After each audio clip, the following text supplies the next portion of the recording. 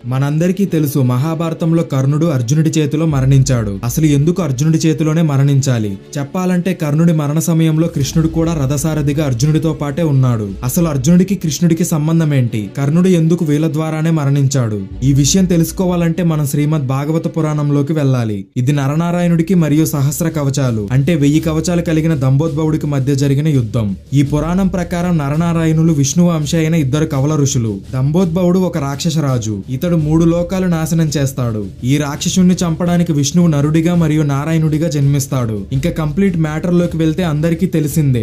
అందరూ రాక్షసులు మరణం రాకూడదు, అపజయం ఉండకూడదని కోరుకుంటారు. అలాంటివి జరగవని తెలుసు. అందుకే చంపడానికి అసాధ్యమైన వరాలు కోరతారు. కానీ వాళ్ళు ఏ వరాలు పొందినప్పటికీ వాళ్ళకి ఏదో ఒక విధంగా వినాశనం తప్పదు. అలాంటిదే దంభోద్భవుడి విషయంలో కూడా జరిగింది. దంభోద్భవుడు సూర్య భగవానుడికి సంవత్సరాల తరబడి తపస్సు చేస్తాడు. తర్వాత సూర్య భగవానుడు ప్రత్యక్షమైతే ఈ విధంగా వరం కోరతాడు. తన శరీరానికి సహజంగానే 1000 కవచాలు రావాలి. ఇంకా అతన్ని చంపడానికి ఒక వ్యక్తి 1000 సంవత్సరాలు ధ్యానం చెయ్యాలి. తర్వాత 1000 సంవత్సరాలు పోరాడాలి. అంతేకాదు అతను ఒక పోరాటంలో కేవలం ఒక కవచాన్ని మాత్రమే కోల్పోవాలని కోరతాడు. దీనివల్ల అతను చనిపోవాలంటే తనకున్న కవచాలన్నింటినీ కోల్పోవాల్సి ఉంటుంది. అంతేకాదు ఇంకో కండిషన్ పెడతాడు. అదేంటంటే అతని కవచాన్ని ఎవరైనా విరగ్గొడితే ఆ వ్యక్తి మరణించాలి. ఇలా వరం కోరతాడు. సూర్య భగవానుడు ఆ వరం ఇస్తాడు. ఇదిలా ఉంటే హిరణ్యకశిపుడు అనే రాక్షసుడు ప్రపంచమంతా విధ్వంసం సృష్టిస్తాడు.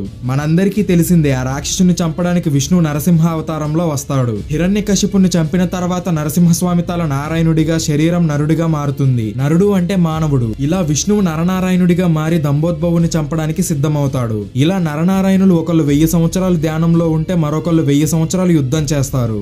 ఇలా ఒకళ్ళ తర్వాత ఒకళ్ళు యుద్ధం చేస్తూ 999 కవచాలు నాశనం చేస్తారు. చివరికి ఒక్క కవచం మిగిలి ఉంటుంది. దీనితో దంభోద్భవుడు తన చావు దగ్గర పడిందని గ్రహించి సూర్యదేవుని సహాయం కోరతాడు. సంబంధం లేకుండా మధ్యలో సూర్యదేవుడు జోక్యం చేసుకుని దంభోద్భవుని కాపాడడానికి వస్తాడు. దంభోద్భవుని నరనారాయణులకు అప్పగించకుండా సూర్య భగవానుడు నిరాకరిస్తాడు. ఇంతలో యుగాంతం వస్తుంది. దానివల్ల ఆ రాక్షసుడు మరణం నుండి తప్పించుకోవాలనుకుంటాడు. కానీ తన యోగ శక్తితో నారాయణుడు ద్వాపర యుగంలో కృష్ణుడిగా అవతరిస్తా అని, నరుడిగా అర్జునుడు పుడతాడని, ఇంకా రాక్షసుడు సూర్యుని అంశతో కర్ణుడిగా పుడతాడని, అప్పుడు ఆ రాక్షసుడికి వినాశనం తప్పదని ప్రకటిస్తాడు. ఆ విధంగా దంభోద్భవుడు సూర్యుని అంశతో కర్ణుడిగా సహజంగా ఒక కవచంతో జన్మిస్తాడు. నారాయణుడు కృష్ణుడిగా, నరుడు అర్జునుడిగా జన్మిస్తారు. అందుకే అర్జునుడికి కృష్ణుడికి అంత స్నేహం ఉంటుంది. ఆ విధంగా ద్వాపర యుగంలో కర్ణుడిగా పుట్టిన దంభోద్భవుని నాశనం చేస్తారు. ఇప్పుడు కొంతమంది రాక్షసుని చంపడానికి అంత కష్టపడ్డారు, వాళ్ళు దేవుళ్ళు ఎలా అవుతారని కామెంట్ చేసే వాళ్ళు ఉంటారు. నరనారాయణులు దేవుడి అంశ అయినప్పటికీ వాళ్ళు మానవులుగా భూమిపైకి వచ్చారు. కాబట్టి వాళ్ళు మానవుల పరిమితులకు తగినట్టుగానే యుద్ధం చేశారు.